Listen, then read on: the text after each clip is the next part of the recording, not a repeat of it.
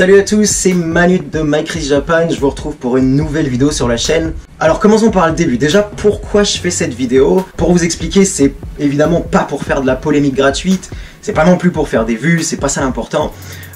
C'est principalement par rapport aux commentaires que j'ai pu avoir, notamment sur la vidéo que j'ai fait sur être noir au Japon, il y a un petit moment de ça.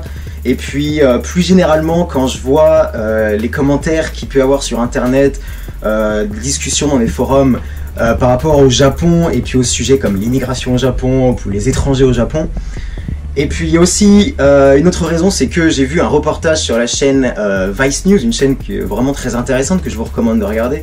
Et ça parlait du fait que les nazis aimaient le Japon et ils essayaient de comprendre pourquoi. Et donc petit à petit je me suis rendu compte que les racistes, tous ceux qui sont anti-immigration, même les néo-nazis, tous ceux qui ont des pensées un peu extrémistes, ils adoraient ou ils vénéraient un peu le Japon. Et du coup je me suis demandé pourquoi. Et une partie de la réponse m'a été donnée via ce petit reportage que j'ai vu sur la chaîne Vice News, que je vous conseille de regarder, qui était vraiment très intéressant.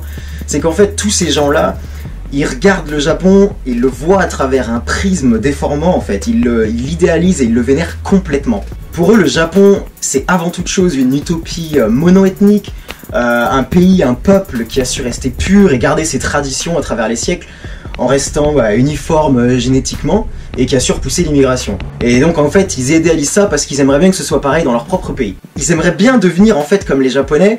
Et parfois même ils vont jusqu'à penser que c'est à eux de protéger les Japonais parce qu'ils sont trop purs ou ils seraient trop innocents pour pouvoir se protéger eux-mêmes de tous les dangers qui pourraient arriver dans leur pays. Mais une chose importante que les racistes ne comprennent pas, c'est qu'on peut être nationaliste, c'est-à-dire fier de ce qu'on est, fier de son peuple, de son pays et de ses traditions, et sans pour autant être facho, raciste ou ségrégationniste. Et c'est exactement ce que sont les Japonais. Ils aiment et ils adorent leur pays, mais ils ont aucune haine particulière envers d'autres pays ou d'autres peuples ou d'autres cultures. Ils s'intéressent évidemment à certains pays plus que d'autres, mais ils ont aucune haine à l'encontre de personne. Et c'est tout le contraire de ces racistes qui les glorifient, mais qui n'arrivent pas à comprendre ça. C'est pourtant simple. Les Japonais ne sont pas élevés ni éduqués pour haïr qui que ce soit, ni culturellement, ni ethniquement, et ni même politiquement. C'est l'essence même de leur culture, et c'est ça qui a fait leur réputation dans le monde entier. C'est certainement un des peuples les plus pacifiques au monde. Moi qui vis ici depuis plusieurs années maintenant, je peux vous dire que j'ai jamais ressenti une once de discrimination ou de racisme à mon égard. En France non plus d'ailleurs, je préfère préciser. Et pourtant on voit à des kilomètres que je suis un étranger et que je suis pas blanc non plus. Alors évidemment les Japonais ont plein de clichés sur plein de cultures, mais c'est jamais bien méchant. Certains diront aussi que les Japonais sont anti-immigration.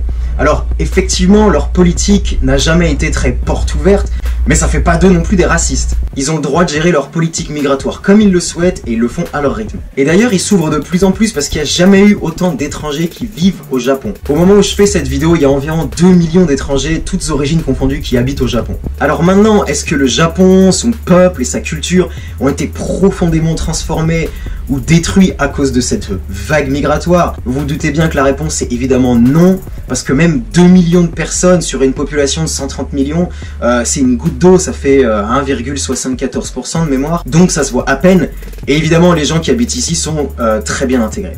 Donc mon message pour tous les racistes, c'est ne venez pas au Japon.